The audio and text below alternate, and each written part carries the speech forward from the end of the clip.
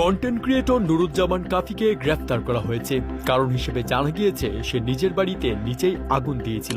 নিজে এই বাড়ি ঘর ডিজেল দিয়ে পুরাইছে, যেহেতু পুরা মিডিয়া তার দিকে ফলো করে ফোকাস করে, এবং সরকার যেহেতু ওই জায়গায় একটা বিল্ডিং বা ভালো একটা বাড়ি ঘুরে দেয়।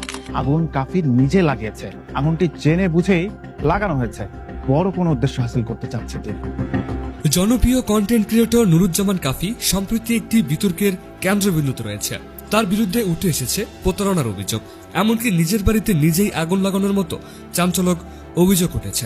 সামাজিক মাধ্যমে একটি ছবি ভাইরাল হয়েছে, যেখানে দেখা যাচ্ছে নুরুজ্জামান কাফি হাতকড়া পরা অবস্থায় রয়েছেন এবং দাবি করা হচ্ছে তিনি প্রতারণার অভিযোগে গ্রেপ্তার হয়েছেন। তবে আমাদের অনুসন্ধানে জানা গেছে ছবিটি সম্পূর্ণ এডিট করা এবং কাফি এখনো গ্রেপ্তার হয়নি। তবে আইন শৃঙ্খলা রক্ষাকারী বাহিনী বিষয়টি তদন্ত করছে এবং প্রয়োজন হলে তার বিরুদ্ধে আইনি ব্যবস্থা নেওয়া হতে পারে।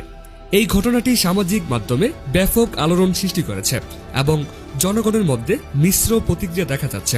কিছু মানুষ কাফির পক্ষে সমর্থন জানাচ্ছে, আবার কিছু মানুষ তার বিরুদ্ধে কঠোর ব্যবস্থা নেওয়ার দাবি করছেন। তবে বর্তমানে আইন শৃঙ্খলা রক্ষাকারী বাহিনী বিষয়টি নিবিড়ভাবে পর্যবেক্ষণ করছে এবং তদন্তের ফলাফলের ভিত্তিতে পরবর্তী পদক্ষেপ নেওয়া হবে। এই বিতর্কের পরিপ্রেক্ষিতে নুরুজ্জামান কাফি নিজেও সামাজিক মাধ্যমে একটি ভিডিও বার্তার মাধ্যমে দুঃখ প্রকাশ করেছে এবং বলেছেন, আমার সঙ্গে অন্যায় করা হচ্ছে। আপনারা জানেন যে স্বৈরাচার পালিয়ে গিয়েও তার দোষরদেরকে দিয়ে ঘরবাড়ি ভেঙে ফেলতেছে।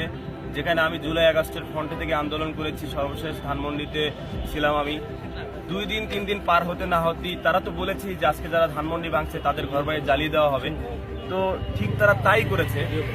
তারা নিষিদ্ধ সংগঠন, তারা পালিয়ে গিয়েও যদি আমার ঘরবাড়ি ভেঙে দেওয়া হয়, আমার ভয় হয় যে কালকে আমার সহযোদ্ধাদেরকেও ভেঙে দেওয়া হবে। তো এটা আমরা কোনোভাবেই ছাড় দিব না, ছাড় দেওয়ার সুযোগ নাই। যার জন্য আমি থানায় মামলা করেছি। প্রধান উপদেষ্টা বরাবর আমি একটা স্মারকলিপি জমা দিয়েছি এবং সেই সূত্র ধরে আমি আজকে পটুয়াখালী এসেছি। ডিসি স্যারের বরাবর এবং এসপি স্যারের বরাবর আমি সেটা জমা দিয়েছি। আপনারা তাদের বক্তব্য নেবেন, তারা কতটুকু কাজ করছে। একটা 15 বছর ধরে একটা স্বৈরাচার ছিল, তাদেরকে আমরা চোখে চোখ রেখে দেশ থেকে পালিয়ে যেতে বাধ্য করেছি। এখন আমাদের নিরাপত্তা যদি না থাকে সেটা তো দুঃখজনক।